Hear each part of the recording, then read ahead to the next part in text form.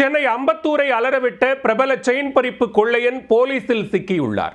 புழல் சிறையிலிருந்து வெளிவந்த மறுநாளே பல்சர் பைக்கை திருடி 5 இடங்களில் கைவரிசை காட்டிய மெகா குற்றவாளியின் பின்னணி என்ன?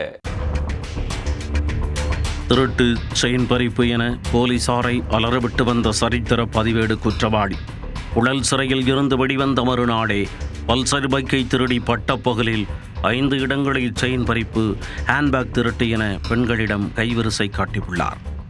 சரித்திர பதிவேடு குற்றவாளியும் சிறையில் அடைத்தும் அடங்காமல் அட்டகாசம் செய்யும் சம்பவமும் நடந்தது என்ன?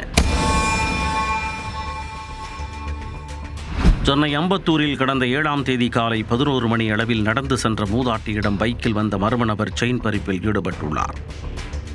இது தொடர்பான புகாரில் வழக்கு பதிந்த போலீசார் பைக் பதிவு எண்ணை வைத்து தேடியதில் அது திருட்டு பைக் என தெரிய வந்தது.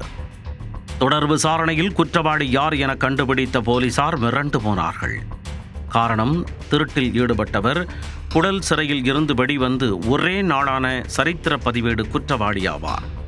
செயின் பறிப்பில் ஈடுபட்டது சென்னை அம்பத்தூர் விஜயலட்சுமிபுரத்தைச் சேர்ந்த 27 வயதான அஜித்குமார். இவர் மீது அம்பத்தூர், திருமுல்லைவாயல் மற்றும் மதுரவாயலில் உள்ள காவல் நிலையத்தில் 12க்கும் மேற்பட்ட திருட்டு வழக்குகள் உள்ளன. ஆட்டோ திருட்டு வழக்கில் கைதாகி 6 மாதங்கள் சிறையில் இருந்த அஜய் கடந்த மாதம் 1ஆம் தேதி வெளியே வந்துள்ளார்.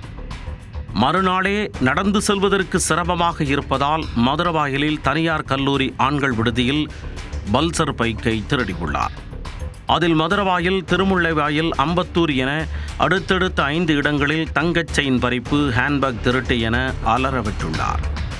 இதனையடுத்து அஜித்குமாரை கட்டம் கட்டி தூக்கிய போலீஸ் காட்டென காட்டி அவரை மீண்டும் புழல் சிறையிலேயே கம்பி எண்ண வைத்துள்ளனர். மேலும் அஜயிடம் இருந்து பறிமுதல் செய்யப்பட்ட நகைகள் மற்றும் பொருட்களை உரியவர்களிடம் ஒப்படைத்தனர். தாமதிக்கும் ஒவ்வொரு கணமும் அடுத்தடுத்து செயின் பறிப்பில் ஈடுபட்டு போலீசாருக்கு பெரும் தலைவலியை கொடுத்திருப்பார். நல்வாய்ப்பாக கைது செய்து சிறையில் அடைக்கப்பட்டதால் அம்பத்தூரில் வசிக்கும் பெண்களும் நிம்மதியடைந்துள்ளனர்.